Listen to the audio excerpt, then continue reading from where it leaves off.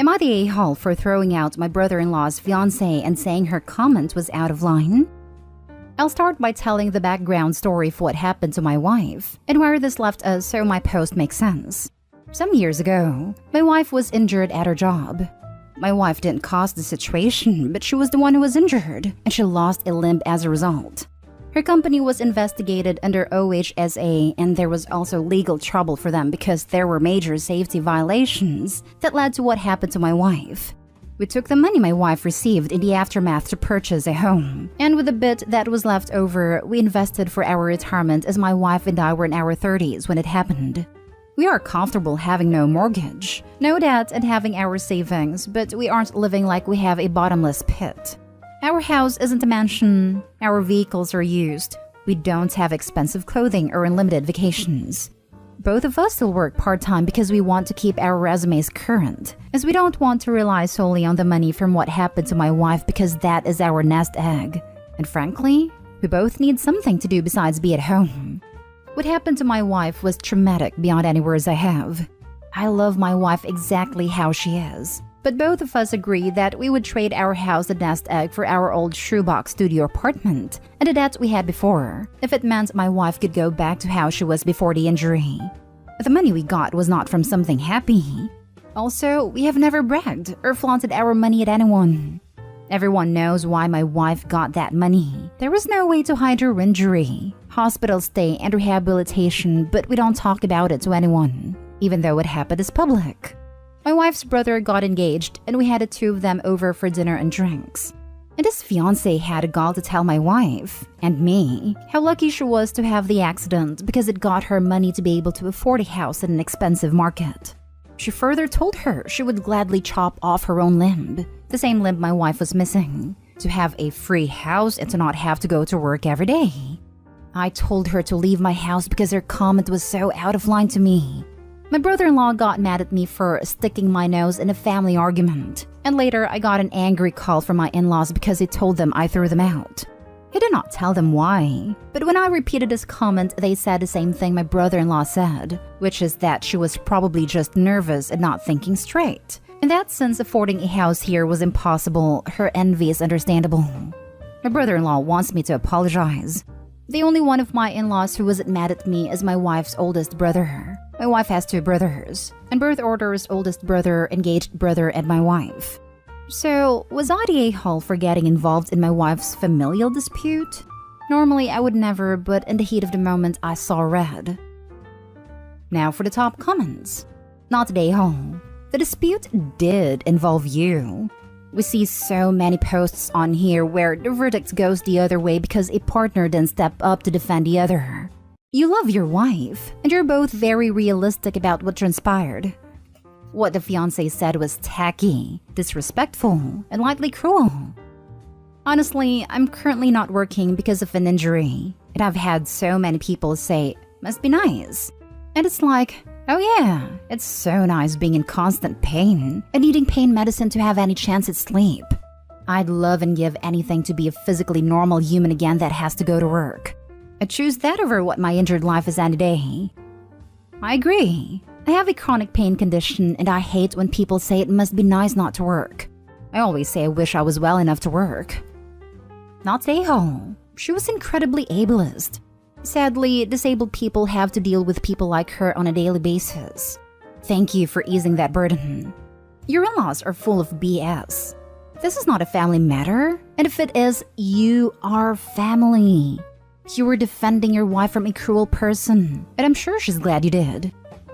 Agreed. Plus, if he isn't family, then who is the fiancé to get involved with this? She isn't even married into the family yet. Not a-hole, and I would never allow her into my home again. Do not apologize. You did nothing wrong. Next story. Am I the a-hole for calling my sister a crazy, delusional woman? My wife thinks I should have handled the situation more diplomatically. My wife, Leah, has a few visible tattoos on her arm and many others that aren't quite seen when she's in regular clothes. She's far from a full slave, but she likes them and has many plans to get more in the future. My sister, Katie, called me in the early morning, distraught and frantic, begging me to watch her son, 6, and her daughter, 4, for the weekend. I said yes right away and she dropped off her children and left.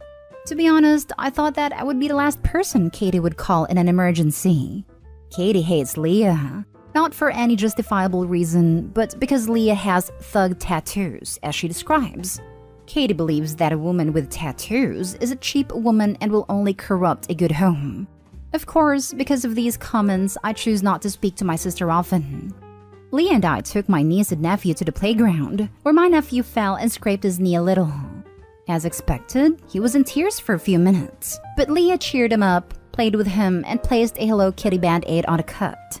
It was a very small accident.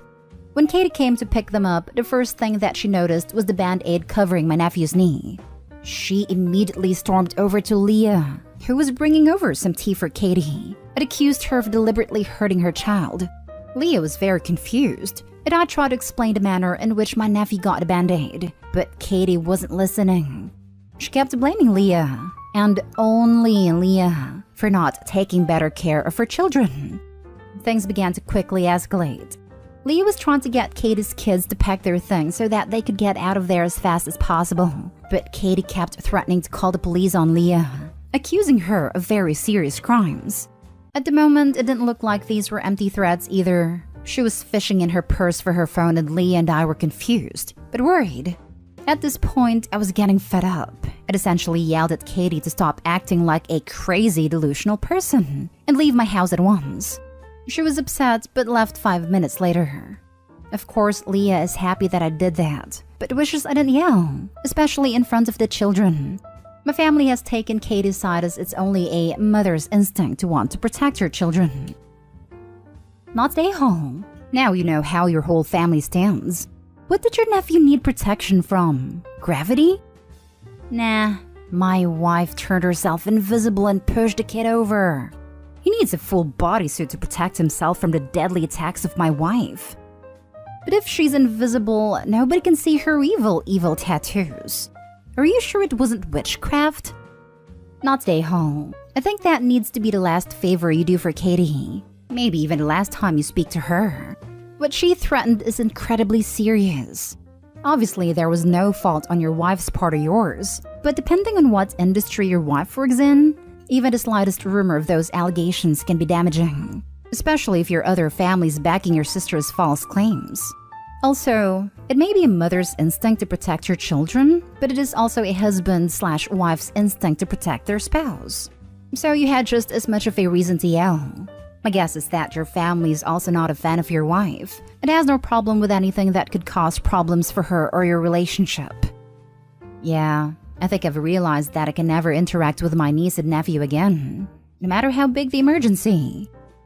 Just wait until they are old enough and reach out then. I've seen where people set up email boxes for their kids and write them notes on birthdays, holidays, special occasions. Then they give them to log in when they turn 18. You could do something like that if you want a way to show them when they are older that you always wanted a relationship with them. Not stay home. Tell the rest of your family that they need to get a reality check. Katie was harassing your wife for no justifiable reason. Good on you for defending her. Next story. Am I the a-hole for expecting my sister to reimburse me for my son's suit? I, 38 male, am a father of 2 boys. Andrew, 14 male, and Marshall, 12 male. Yesterday, my parents held an Easter gathering at their house. Me, my parents, and my 4 siblings and their kids were all invited. Marshall told me that he was planning on wearing what he wore to church to my parents' place, a suit and tie. My wife and I reminded Marshall that everyone was going to be dressed more casually, but he said he didn't care. I wasn't too surprised because Marshall has always been kind of a sharp dresser. All of my siblings and their kids were there when we arrived, including my sister, Sarah, 44 female, who I never really got along with. Her twins, both 16 male and daughter, 14 female, were also there. Sarah spoils her kids rotten, and they've always been super bratty because of that. Every family gathering, they've always been pretty rude to their cousins, and they always act super entitled. And surprisingly, Sarah's kids were relentlessly picking on Marshall for choosing to wear a suit, when almost everyone else was dressed more casually. I could tell it really bothered Marshall, but he did his best to not let it get to his head. He did his best to ignore them, and he just hung out with Andrew and his cousins that he gets along with. At around 4:30, we all gathered for dinner outside. Sarah's kids kept picking on all of their cousins the whole time, but especially Marshall because of his choice to wear a suit. Again, he did his best to ignore them, but I still felt really bad. For dessert, my mom made strawberry and chocolate milkshakes for everyone in 2 large blenders that she had. When everyone there was done, there was still about a half blender of chocolate milkshake and a quarter blender of strawberry. Sarah's kids decided it would be funny to dump them on Marshall and ruin his suit, so that's exactly what they did. Poor Marshall was super embarrassed afterwards and ran away crying. My wife went to go chase him and calm him down. I had enough at that point, so I grabbed Andrew and left. I sent Sarah the dry cleaning bill and told her that I am expecting her to pay it, and that if the dry cleaners can't fix Marshall's suit, then she will have to reimburse me for the suit, along with a dress shirt and tie, as well, because she acted like it was no big deal that her kids decided to bully Marshall for no reason. She then told me that she doesn't think that she should have to reimburse me, and that I'm a terrible father for having my son wear a suit to a casual gathering. I blew up at her, telling her that she has no business in saying how my son should dress, and that she needs to learn how to discipline her bratty teenagers, and that she needs to stop spoiling them. I do feel like that may have been uncalled for. My parents and all of my other siblings are all on my side, believing that Sarah should reimburse me, but they do believe that I should have had Marshall dress more casually. I disagree though, because there's nothing wrong with Marshall wanting to look his best. Am I the a-hole? Now for the comments. Not the a-hole. Marshall wasn't dressed inappropriately. It was a family party on a major holiday, not a hike through the Grand Canyon. His cousins ruined his clothes on purpose. It wasn't an accident. They wanted to embarrass him and mess up his clothes. Their parents absolutely should pay to fix the problem. And if they were decent parents, they would make their kids earn back every cent. Yep, it would be different if the suit got ruined playing outside. That would be Marshall's fault for wearing a suit, but playing like he was in normal clothes. He didn't. He took care of the suit and didn't affect anyone. The cousins deliberately ruined it. If those teenagers were mine, they would be paying for the suit and getting lectures for being bullies. Yeah, these brats did this out of meanness, not because they felt the suit was inappropriate for a casual gathering. Even if he was wearing gym clothes, their behavior would still be completely off the charts and unacceptable. Not stay home. It doesn't matter what Marshall was wearing. Although in an ideal world, she'd take a step back and ask herself if she really wants to insinuate that he was asking for it based on how he was dressed. Her kids deliberately wrecked his clothes. She needs to take responsibility for that. Edit: everyone sucks here except for Marshall. Parents too weak to intervene and just let 16-year-old bullies pick on a 12-year-old that just wanted to look nice. Shaking my head, it must suck to be Marshall and feel abandoned to his tormentors. Your sister sucks and so do her kids. Poor Marshall. Info: did you just look at 2 16-year-old bully your 12-year-old without intervening? I am confused as to how the situation escalated and why it feels like nobody said anything. Exactly. That is what I just commented. What a toxic failure the OP wife and grandparents are as well. To just allow them to do this. That crap would not fly in my mother's house. At all. Edit: I'm not gonna leave any more comments for now, but thank you all for commenting. I saw a lot of comments saying how I should have directly intervened more and prevented a bullying, which I have failed to do. So my wife and I apologize to Marshall for that. I'm also gonna teach both Andrew and Marshall how to defend themselves if something like this happens again. I have also told my parents and all of my other siblings that I will not be attending any more family gatherings if Sarah and her kids are invited. That is, until she pays for the suit and her kids' behavior improves. I'm also probably gonna go no contact with her for a while.